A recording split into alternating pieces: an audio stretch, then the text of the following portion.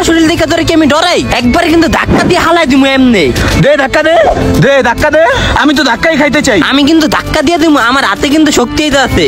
দেখ আমার জিত কিন্তু কোমর পর্যন্ত উঠতে গেছে গা। পেটের ভিতরে কোনো আড্ডি মাড্ডি নেই, কখন জানি মাথায় উঠতে দেয় গা। একটা তোর আসার দিমু, পায়ের তলে পরস না পুটির তলে পরস সেটা কইতে পারবো না। দেখ আমি কিন্তু মাদ্রাসায় পড়ছি, তোরে কিন্তু একটা অভিশাপ দিমু এখন।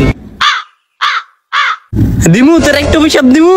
না না না ভাই, অভিশাপ দিস না। আমরা দুজন না একলগে কাম করি, আমরা দুজন না ভাই। আর কোন সময় ঠেট দিমু না তোরে আমি। তুই আমার আপন ভাই, তুই আমার অভিশাপ দিস না ভাই। তুই ব এনে জিরা, তোর কামটা আমি করে দেই। দাঁড়া আমি ফ্যানের সুইচটা কেট করে টিপ দিয়ে চালু করে দেই। আল্লাহ রে আল্লাহ, হালার পাল্লায় অভিশাপ দেয়া দিছিল।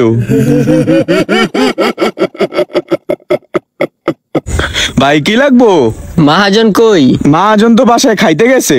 আচ্ছা আপনি তো আর আমারে চিনবেন না, আপনার মহাজন আসলে বলবেন যে আজাদ চৌধুরীর ছেলে এটা দিয়ে গেছে।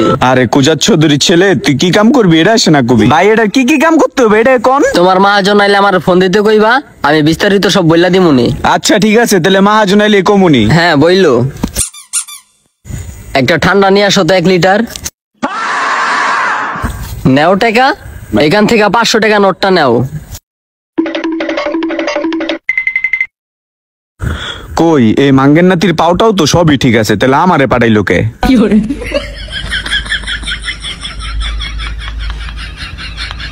এই নেন ভাই।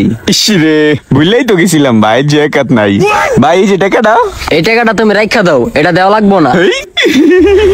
না ভাই না। আরে রাহো, এই খুচরা টাকা কি দেওয়া লাগে? আরে বাবা রে বাবা, আইডি বলে খুচরা টাকা।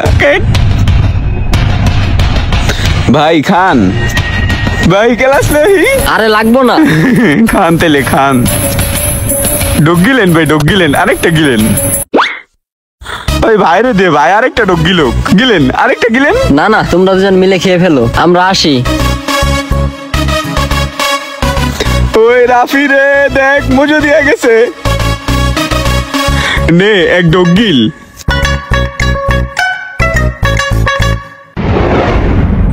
শাহিন, ব্যাগডালা খুললা ব্যাগডালার পিছনে নিয়ে রাখ। ভাই কালকে তো আপনার আমি চিনতে পারি নাই কা, পরে না মহাজনে আপনার পরিচয় দিছে, আপনার বংশ সম্পর্কে জানাইছে, আপনার যে কত ধন দৌলত আছে ওইটাও কইছে। আরে এইগুলা কিছু না ভাই, আপনি যাই কোন আপনার সম্পর্কে যাই না গেছি, কামটা কিন্তু নিখুঁত ভাবে করে দিছি। যাক ভালো করছো অনেক। এইখানে 500 টাকা নোট আছে, বাইর করো তো। তুমি একটা নিও, ওরে একটা দিও, দুজনে চকলেট খাইও। উমা ভাই, ওরে একটা দাও। ওরে বাবা, ওরে রাফি, এই নে। থাকো তোমরা, তোমরা দুজনেই ভালো মিলামিশা থাকবা। অবশ্যই অবশ্যই। ওই বেটা দেখছোস, এর আগে একদিন মজুই না দিছি, বাকি সব টাকা আমার দিয়ে দিছে। আজকে আবার তোরে 500, আমার 500, 1000 টাকা দিছে চকলেট খাইতে। দোস্ত তুই খুশি হস নাই? অবশ্যই খুশি হয়েছি, কারণ এই প্রথম কিরম করে এত টাকা বোনাস দিছে। আমি ওনারে দেখা ভাবতাছি, আল্লাহ ওনারে কত ধন সম্পদ দিছে, আমারে যদি একটু দিত তাইলে কি এমন হইতো। তাইলে তো আমার আর এত পরিশ্রম করা লাগতো না এই মোটা শরীর নিয়া। আল্লাহ এর মতো ধন সম্পদ দিও, বাড়ি দিও, অনেক টাকা দিও। এই যা, তোর যে কাম আছে ওই কামগুলা কর যা।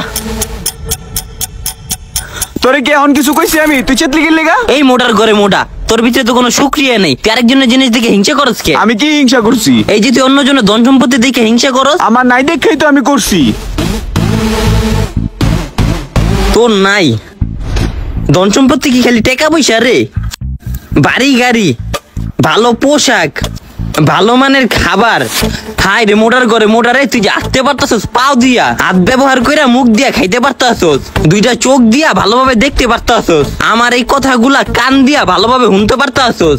এই সুস্থতা গুলা কিন্তু টাকা পয়সার থেকে সব থেকে বড় ধন সম্পদ। সুস্থতা আল্লাহর এক নেয়ামত, শুকরিয়া আদায় কর আল্লাহর কাছে। যদি টাকা পয়সা সবকিছু হইতো, ওই বেটা টাকা দিয়া কিনা একটা হাত লাগাই লইতো। রে ঠিক কইছস, তুই তোর সুস্থ লয়ে থাক, আমি টাকা লয়ে গেলাম। দেখ গয়া না ধন সম্পদ শুধু টাকা পয়সা না, বাড়ি গাড়ি না, ভালো খাবার, ভালো স্ট্যাটাস না। আল্লাহ পাক যে আপনাকে সুস্থ রাখছে, 5 ওয়াক্ত নামাজ পড়ার তৌফিক দান করছে, এর থেকে বড় ধন সম্পদ এই দুনিয়াতে আর কিছু নেই।